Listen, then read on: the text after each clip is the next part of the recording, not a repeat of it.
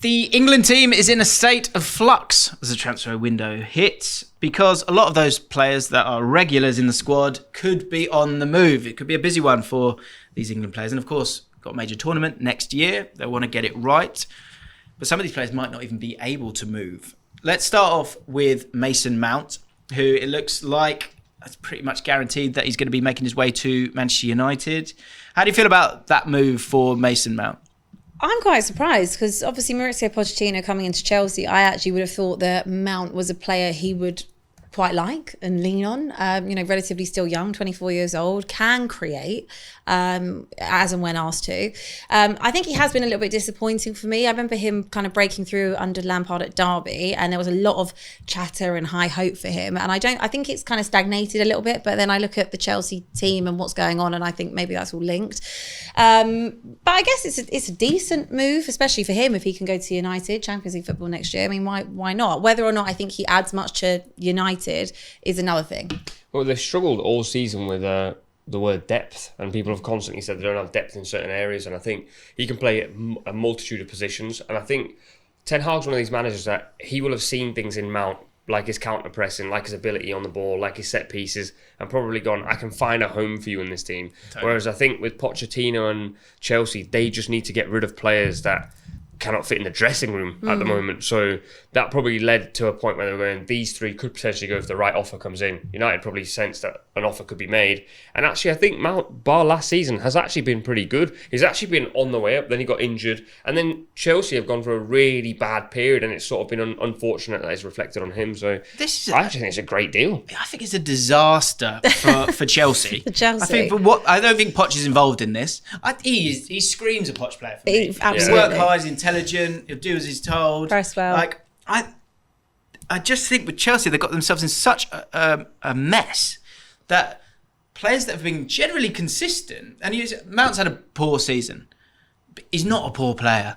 Every player in that team has had a poor season apart from Thiago Silva this year.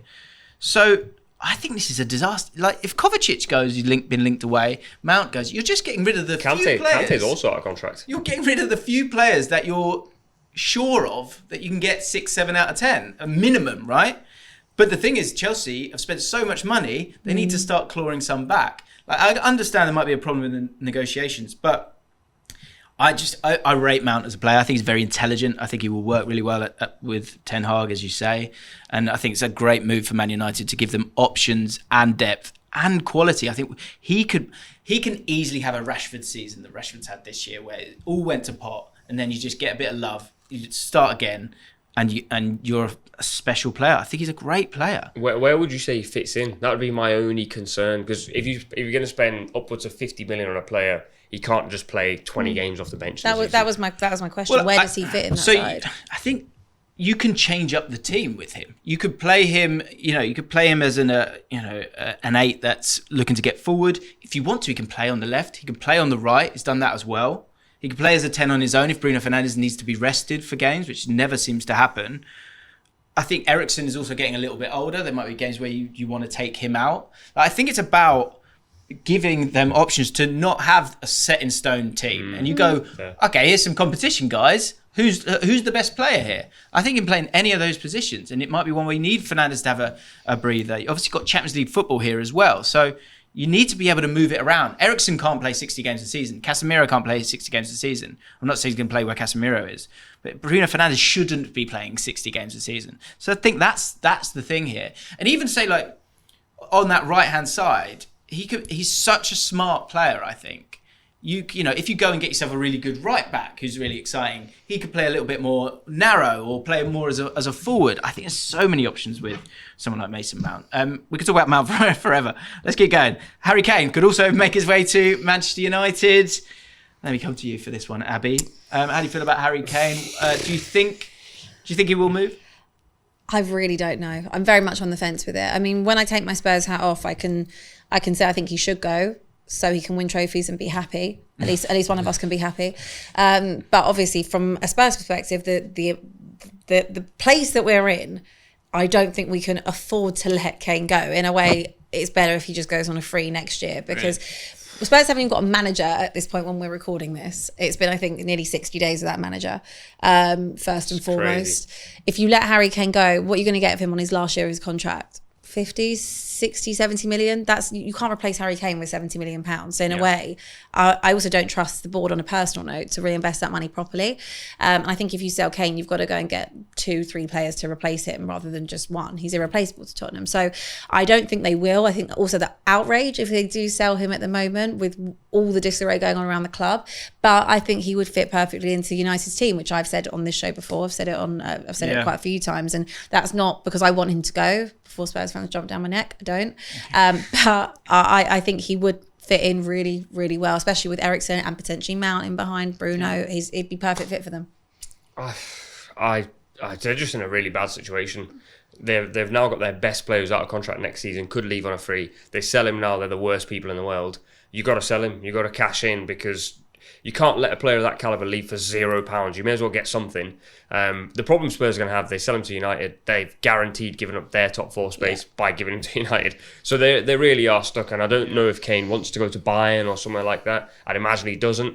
Do you remember you said to Real Madrid? I just keep seeing it, especially with Benzema. If he goes to Saudi Arabia, there's a lovely little Kane hole there. But he wants, I agree with you, it'd be unbelievable there, but he wants that Premier League record. Does he actually ever? He's actually, so close. The thing is, though, he's so close to it. If I would say to Harry Kane, if you stay just to break that record, that is so stupid. But he's been doing that anyway. Do you know what I mean? Like, he stayed at Spurs. No, I think he's been hoping that Tottenham will get their act together. Yeah. And they went and got the superstar manager. They spent big in the summer. Exactly. And it's just not worked. It will never work. It will never, ever work. It won't. She's given up. I think I'm done. I also think you've got a problem here. You've got a manager, Kane, who won't sign until he knows who the manager is. A manager that won't come until he knows if Kane's going to be there or not. I think you've got to get one sorted out quickly, and it could somehow be that Kane would be the one that happens first.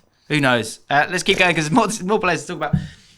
Declan Rice, few different teams looking at him. Arsenal, where should he go? Arsenal, I think. Bayern are heavily linked, but I think Declan Rice strikes me as a sort of player that wants to stay in London, wants to stay in the Premier League, and I think he's done his bit for West Ham. He's got them to a Conference League final. He'll probably want to get that out of the way, and I think it'll actually happen quite quickly. My feeling is the deal's probably already done somewhere. He might have been wanting to go to Chelsea for a little while, then he's seen everything going on and he's gone, my mate Mount's going anyway to United, so the vibes are gone and now he's gone. No more vibes. Arsenal feels like a really good fit. I'm not sure they can afford either Chelsea, because they'll probably make one big signing and another midfielder's maybe not that, but he's probably 80 million plus, and also Arsenal just let go of Xhaka, so it's like they've almost made the space for him. Yeah, it'll be a big move, exciting move, and he can, if Thomas Partey's not available, you could put him there, or Jorginho's getting older, you can put him in that defensive position as well as an 8 as well. James Maddison inevitably will go from Leicester City. He's had a fantastic season for them. What do you think about James Maddison? Where can he go? I love James Maddison at Spurs. Yeah. I've wanted James Maddison for years. But he's not going to go to us. Why would he? He'd probably end up going to Newcastle, and it'd be exactly what they need, exactly what Tottenham need as well. Since we got rid of Eriksen, he would have been the perfect direct replacement, but it never happened. 10 goals, 9 assists this season. He's brilliant. I think that he could add something to every team, even someone like Arsenal. If they were looking to add depth, he'd be good there. But I can see him going to a Newcastle. I think he deserves to kind of be playing some type of European football, so why not? You think Newcastle have played a brilliant card here? Because they could have got him in January. They were heavily linked, and then I think they might have seen Leicester going down. Well, actually, do you not remember last summer they put in like 3 different bids for him and they all got rejected, 50, 60, 70 million. So now they might in their court. It's really interesting to see what happens with Anthony Gordon if they were to buy him. I think he's a very good fit there, and again, they do need depth. So, if Anthony Gordon's a bench player for you in the Champions League, I think that, that looks much better. Because I think if Maddison goes to Newcastle, he obviously starts. I think he would be great. And I think he's got the right kind of ego to go to Newcastle and go. Because I think sometimes you've got to fake it to make it. And I think they're there and they need to not get sort of blinded by the lights. And I think Maddison will be arrive there, and I think he'll love every second of it. I think that would be a great move. I totally agree. Would be good at Spurs as well, though. James Ward-Prowse. Finish off this one. This is interesting. Got himself in a situation, hasn't he? Yes. He has. So Southampton obviously got relegated to something that was always on the cards, James. But according to our quick research on this one. We did Google it. James Ward-Prowse doesn't have a relegation clause in his contract and signed, I think it was a 5-year deal last year. He has missed the Southampton. He's also in the peak years of his career. Does he stay there and ensure that the statue is built, or does he? He's got to move. The statue's surely already getting built. He spent his entire career there. And if there was ever a time to leave, it's probably now, because they've gone down and people will go, fair enough, man. I think Southampton fans do think he's good enough to play in Europe. So if he gets a move to like Villa, I don't think they can begrudge him really. No. But the problem for him now is no relegation clause means whoever's going to buy him has to pay a lot of money. Yeah. And I'd imagine they're probably looking at the Championship and going, we could probably get someone else for a bit cheaper, a little bit younger. So he might end up stuck at Southampton, which is a terrible situation, James. I think you've got real output with him though. So he's a kind of even if he was playing 6 out of 10 in open play with like the set pieces and things like that, that's a bit of a game changer for any team that he goes to. But who do you think wants to sign him? So do you remember we did a video and we were talking about James Ward-Prowse, and I said he'd be amazing at Leicester, but they've gone down, so it doesn't work. So I think there's two for me. I think Villa's a good shout. I don't think Newcastle's the worst shout either.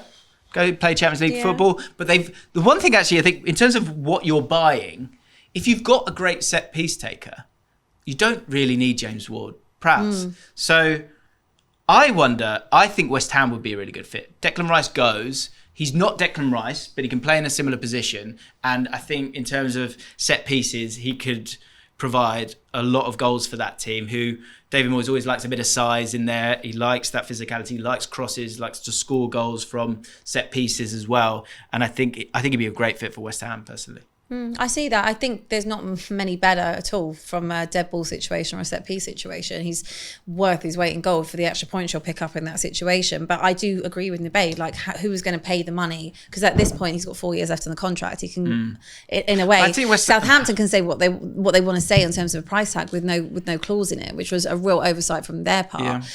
How much are West Ham really going to want to pay for him? So I think Villa have got a bit of money, and I think West Ham, with that Declan Rice money, would have some money. But how much are we talking? Yeah. It's how much is someone worth? If they sell Rice for 85, are they going to spend 45 on James? Is he worth 45 million? Probably not. I think Southampton would want 45. West Ham wouldn't offer more than 35.